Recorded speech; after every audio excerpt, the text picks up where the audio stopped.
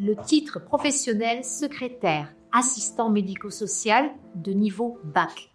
Alors, je vais vous sortir 3 mots qui de suite vont être assez en phase avec ce titre professionnel. C'est humain, organisation, empathie, polyvalence.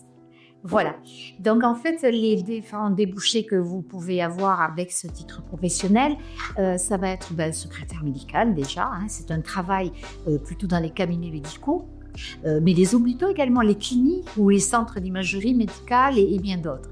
Mais vous avez également le statut de secrétaire médico-social, vous voyez, c'est quasiment identique. Et là, ce sont des emplois qui sont plutôt dans des structures médico-sociales comme les EHPAD, vous voyez, ou les centres sociaux ou les associations d'entraide. Alors, les missions consisteront à quoi exactement? Tout simplement, accueillir les patients. Donc, c'est les orienter, les écouter, bien sûr, les rassurer, tout en respectant évidemment leur confidentialité. Mais c'est aussi gérer l'administration. Donc, c'est traiter les dossiers, gérer les plannings, par exemple, organiser des rendez-vous et assurer le suivi des informations avec, évidemment, tant que possible de la rigueur.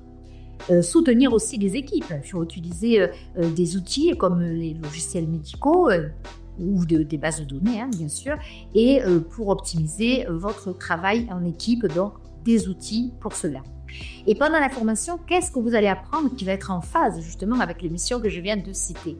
Assurer les travaux courants du secrétariat, donc ça c'est le premier grand bloc de compétences qu'on appelle plutôt activité type sur le programme, sur le référentiel officiel.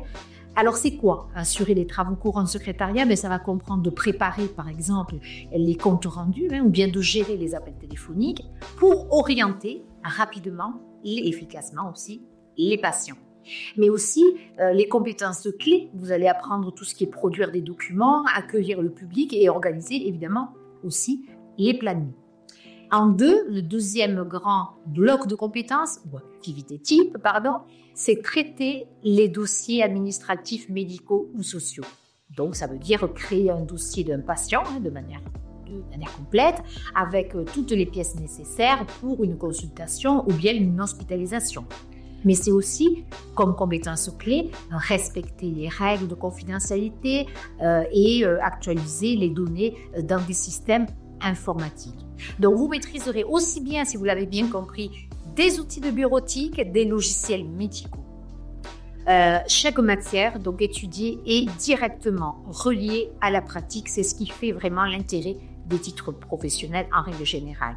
L'examen final, alors là, vous aurez une mise en situation professionnelle qui va durer environ de manière écrite, donc il durera à 4h30, mais également un oral de 45 minutes avec un entretien plutôt technique et un entretien final qui va être plutôt sur vos motivations, vos objectifs, etc. Vos objectifs professionnels évidemment ou d'études, pourquoi pas, puisque c'est tout à fait possible.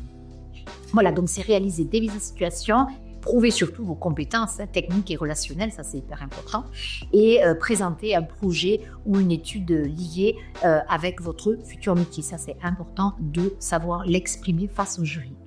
Voilà, mais j'espère que cette présentation vous en dit un petit peu plus. Évidemment, sur le référentiel qui est directement mis à disposition sur notre site internet, vous avez le détail du programme dans sa totalité. Et on reste bien sûr à votre disposition pour vous accompagner au mieux dans la formation que vous suivrez, soit en alternance, soit en distanciel initial.